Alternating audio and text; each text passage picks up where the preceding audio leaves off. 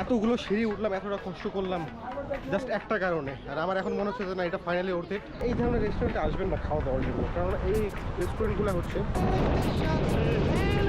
গাড়ি ভাড়া কত টাকা করে নিলাম, পুরানা করবেন নাকি অর্ধ করবেন? ভিউটা আর কি সবচেয়ে বেস্ট আছে এখানে। Just look at the sunset.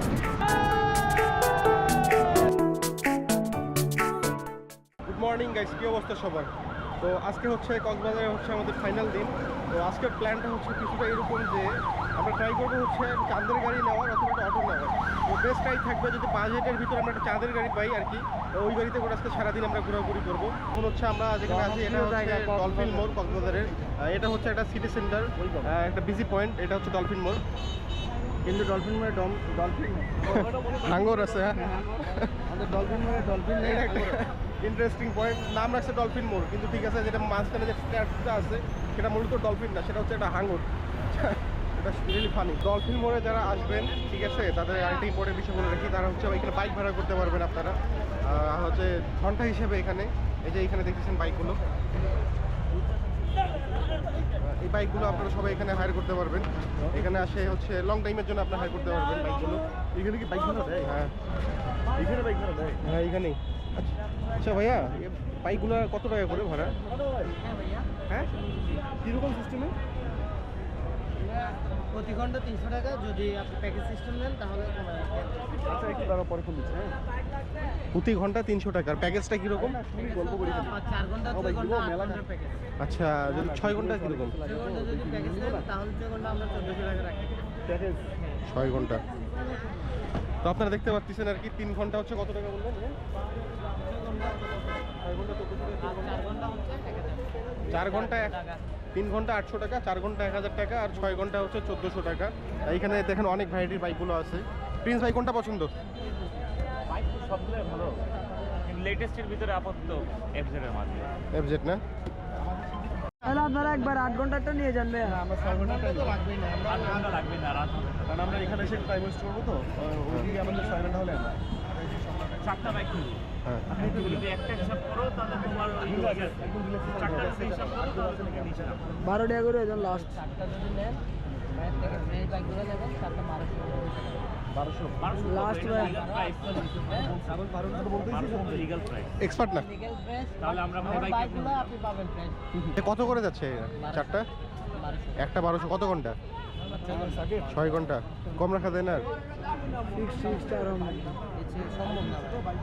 আমরা প্রথমে ট্রাই করলাম যে চাঁদের গাড়ি আমরা নিব, কিন্তু চাঁদের গাড়ি আর কি ধরো চাঁদের গাড়ি নেওয়ার পথে বাইকগুলো দেখলাম ধরো একটু বেশি অ্যাট্রাক্ট করলো এগুলো। তো এটা ডিল করতেছি আর কি।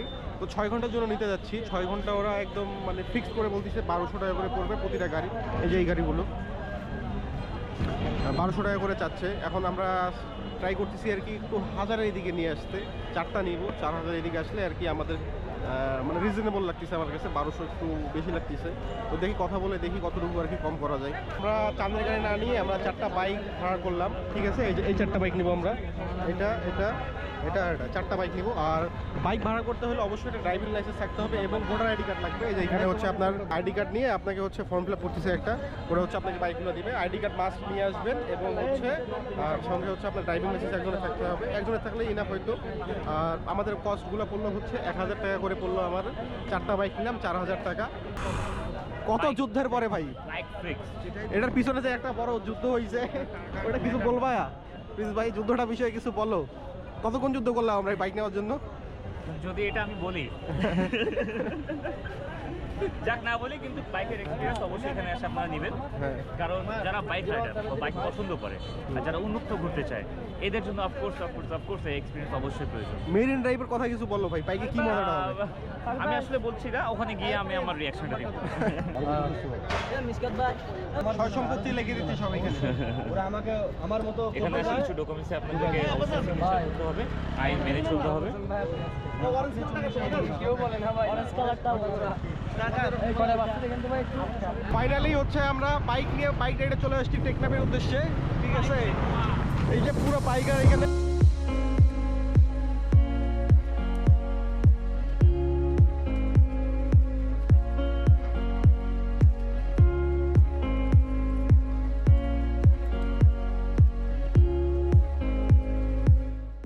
মেরিন ড্রাইভের মজা হচ্ছে এইটাই।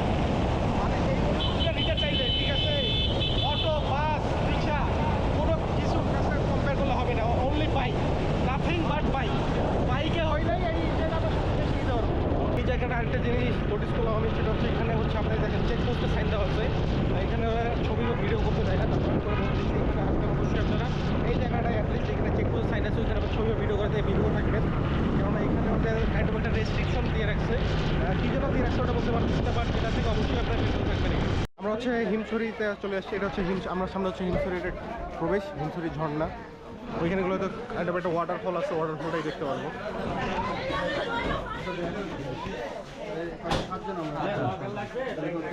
কত টাকা টিকিট? 35 টাকা।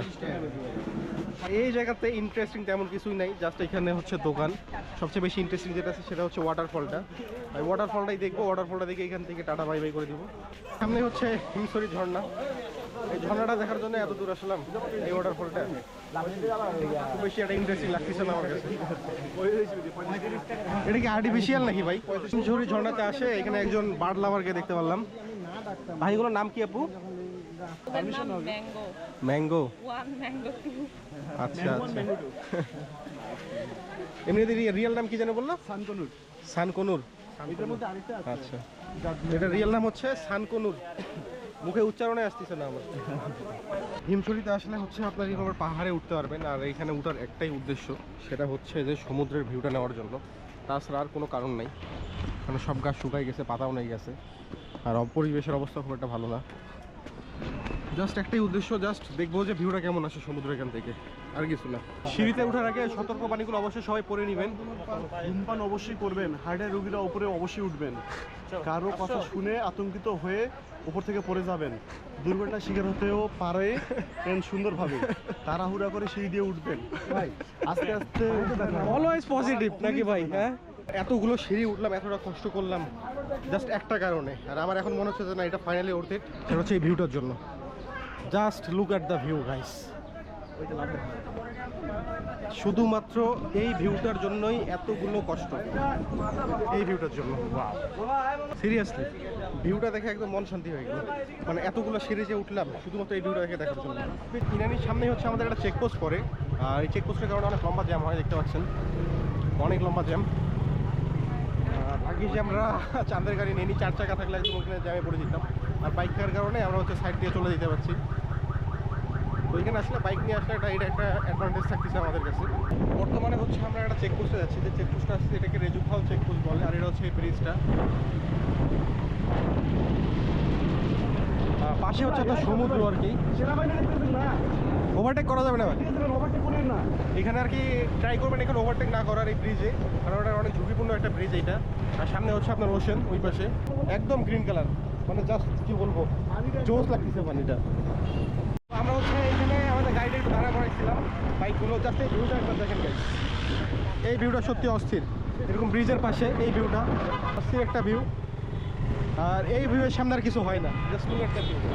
মানে এখানে অবশ্যই আসতে হবে। এখানে আসলে আপনার, এটা হচ্ছে ইরানি বিচের একটু সামনে, ইরানি বিচের সামনে আসলে আপনার এই ভিউটা দেখতে পারবেন। মানে ইরানি বিচে গেলে হচ্ছে অনেক লোকজন, কিন্তু এই জায়গাটার লোকজনের পরিমাণ অনেক কম, যার কারণে এখানে অবশ্যই আসতে হবে ভিউটা দেখার জন্য। আর কক্সবাজার বিচে তো মনে করেন সুগন্ধা যেসব লাবণী যেসব বিচ পয়েন্টগুলো আছে, এগুলোতে সবসময় অনেক লোকজন, বাট এইখানে লোকজনের পরিমাণ অনেক কম। আসলে দিনের বেলায় আসবেন, কিন্তু সন্ধ্যাবেলায় আসলে শীতের জাতীয় একটা সমস্যা থাকে। এটা একটু বিচের পাশে ফাঁকা, তারা একটু ফাঁকা জায়গায় বাইক রাইড করবেন, ইয়ে করবেন, তাদের জন্য এটা মাস্ট বি, অবশ্যই ভিজিট করতে হবে।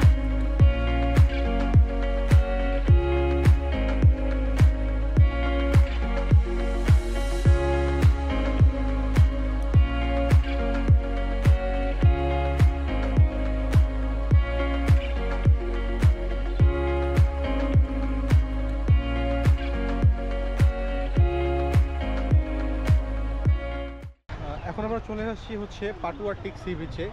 এটা হচ্ছে ইনানি থেকে হচ্ছে 10 কিলোমিটার দূরে। এটা হচ্ছে সি বিচটা। আর এই সি বিচটা হচ্ছে অন্যান্য বিচের তুলনায় এটা একটা ভালো দিক কি, এর পানিটা অনেক বেশি পরিষ্কার, অনেক বেশি ফাঁকা এই বিচটা। কক্সবাজারের তুলনায় ইনানিও তো অনেক ভিড়। এখানে যে ভিড়টা দেখতে পাচ্ছেন আপনারা, এই ভিড়ের চেয়ে আর কি ইনানিতে আরও বেশি ভিড় আপনারা দেখতে পাবেন। কিন্তু হচ্ছে পাটুয়ার থেকে হচ্ছে আপনার ভিড় পরিমাণ কম। আমরা হচ্ছে বিচটাতে একটু পরে যাব। আর আমাদের হচ্ছে খাওয়া দাওয়া করা হয়নি এখনও। তো আমরা আগে সবাই খাওয়া দাওয়াটা করে আমরা হচ্ছে বিচের ওদিকটা একটু ঘুরে দেখাবো। তো লাঞ্চটা করে ফেলবো এখানে। লাঞ্চটা করার জন্য আর কি যে হোটেলটা চুজ করলাম এইটা, হোটেলটাতে হচ্ছে খাওয়া দাওয়া করবো এখন। এটার নাম হচ্ছে সি সান। এটা হচ্ছে একদম পাটুয়ার টিক আর কি, সি বিচের পাশেই, একদম পাশেই। আর এটা হচ্ছে হোটেল একটু সুন্দর আছে, পুরোটাই হচ্ছে আপনার কাঠের বাঁশ। যে পুরো গ্যাং এখানে আমাকেই খুঁজতেছেন? আচ্ছা, আমাদের লাঞ্চ করা শেষ। আমরা হচ্ছে এই হোটেলতে লাঞ্চ করছিলাম, সিসল। আপনাদের একটা ইম্পর্টেন্ট, খুবই খুবই খাওয়া দাওয়া নিয়ে খুবই একটা ইম্পর্টেন্ট আমি বিষয় আর কি জানাই দিই। তো আপনারা যারা হচ্ছে বাজেট ট্রিপে আছেন, বাজেট ট্যুর করতেছেন, যারা সব কিছু আর কি কস্ট মেনটেন করে খাওয়া দাওয়া থাকা, তো যারা খাওয়া দাওয়া, স্পেশালি খাওয়া দাওয়াটা, তারা হচ্ছে এই ধরনের রেস্টুরেন্টে আসবেন না খাওয়া দাওয়ার জন্য, কারণ এই রেস্টুরেন্টগুলো হচ্ছে অনেক বেশি এক্সপেন্সিভ। বুঝতে পারছেন? মানে আপনার সামান্য গরুর মাংস দিয়ে আপনি খাবেন, মাংস দিবে আপনাকে ছোটো ছোটো এতটুকু পিস, ঠিক আছে? তারা চার্জ করবে হচ্ছে 300 থেকে 350 টাকা। আর ভাত পানি সব কিছু তো আরও বেশি এক্সপেন্সিভ, কি বলবো আর। তো যারা হচ্ছে বাজেট ট্রিপে আসেন, আমার এটা হাইলি রিকমেন্ডেড, আপনারা হচ্ছে অন্য ওই পাশ থেকে কোনো হোটেলে আসে খেয়ে আসবেন, খাওয়া নিয়ে আসবেন। আর খুবই দরকার না থাকলে, বাজেট ট্রিপ থাকলে আর কি এই ধরনের রেস্টুরেন্ট থেকে আর কি না খাওয়াটাই আমি বেস্ট মনে করি। যদি আপনি আর কি খরচ একটু কম রাখতে চান, তাহলে অবশ্যই আপনার এই হোটেলগুলো থেকে বিরত থাকবেন। আর দিন শেষে আমি একটা কথাই বলবো আর কি, অন্যান্য বিচ থেকে আর কি এইটা আর কি একটু বেশি সুন্দর। অন্যান্য বিচে যতটা লোকজন থাকে, এখানে লোকজন কম। আর সানসেট টাইম এখন যে ভিউটা আসতেছে, জাস্ট ওয়াও। এই ভিউটা আর কি বেশি সুন্দর। আর এই বিচে হচ্ছে আরেকটা সুন্দর দিক হচ্ছে কি, এখানে হচ্ছে পাথর আছে, এগুলো পাথরে হচ্ছে আপনি ফটোশ্যুট করতে পারবেন। এটার কারণে হচ্ছে ফটোশ্যুটটা অনেক সুন্দর হয়। এই পাশে দেখতে পাচ্ছেন। আর অনেকে হয়তো জানেন না এই পাথরগুলো কী জন্য রাখা হয়। এই পাথরগুলো রাখার হচ্ছে মূলত একটি কারণ, সেটা হচ্ছে যখন ওয়েভগুলো, যখন বড় বড় ঢেউগুলো আসে না, ঢেউগুলো আর কি রক্ষা করার জন্য। কেননা পাশেই রাস্তা, আপনি যত ভালোই রাস্তা বানান না কেন, ঢেউগুলো যখন আসে হিট করবে আর কি, তখন হচ্ছে রাস্তার ক্ষতি হয় আর কি। এই পাথরগুলো রাখলে আর কি ওই ঢেউয়ের পরিমাণটা অনেক কমায় দেয়। এই যে যেটার কথা বললাম, এখানে পাথরটা, এই পাথরগুলোতে আর কি মানুষ একটু বেশি ফটোশ্যুট করে এখানে, এইগুলোতে করে। যেমন দেখতে পাচ্ছেন এখানে অলমোস্ট ফটোশ্যুট চলতেছেই।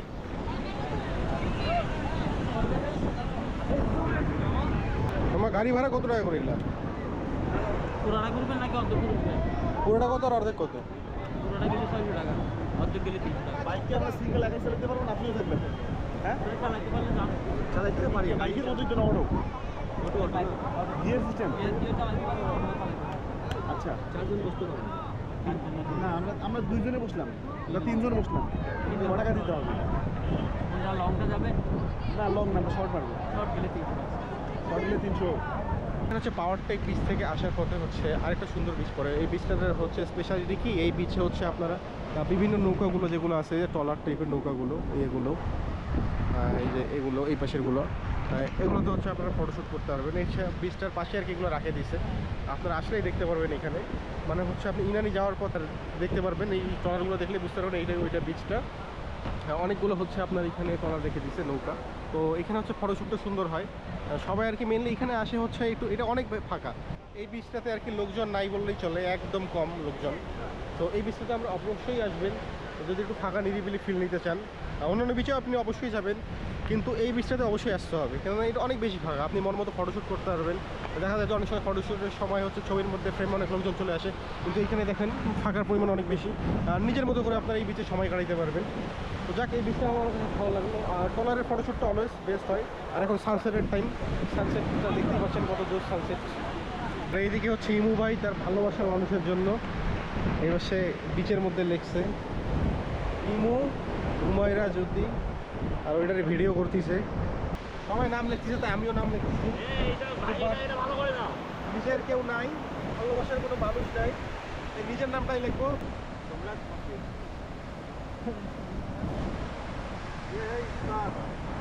অবশ্যই কয়েন তো নিয়ে আসতে হবে।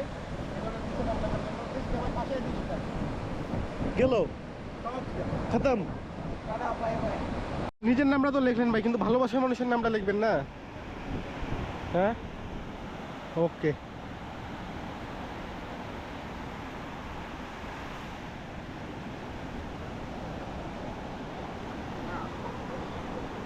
ঢেউ অপেক্ষা করো বাবা, তার সিরিজের ভালোবাসার মানুষের নামটা শুধু লিখে নেক। মেয়েটা মাস্ট বি অনেক লাকি, যিনি প্রিন্স ভাইয়ের গার্লফ্রেন্ড হইতে পারছে। প্রিন্স ইশরাত, যদি ইশরাত ভিডিওটা দেখে থাকে, you are the most lucky girl. কেমন লাগছে?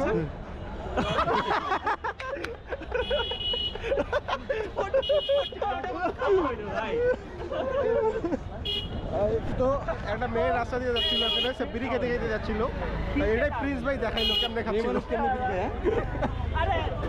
আচ্ছা আচ্ছা ভাই ওইটা বলেন না প্রিন্স ভাই Yes. ওই যে কি বলে ওই যে লেলিন ভাইয়ের বউটা নতুন বউ কেমনে কথা বলে যেন ইমু টাকা দিতে গেছে হ্যাঁ হচ্ছে আপনি কেন টাকা দিবেন আমার জামাই দিবে আরে মা টাকা আবার ফেরত দিল নিল তখন তাকে টাকা দিল বুঝছো সিগারেট নিছি বেনসন কত হচ্ছে 25 আমি 20 টাকা আচ্ছা ঠিক আছে আপনি আমার জামার বন্ধু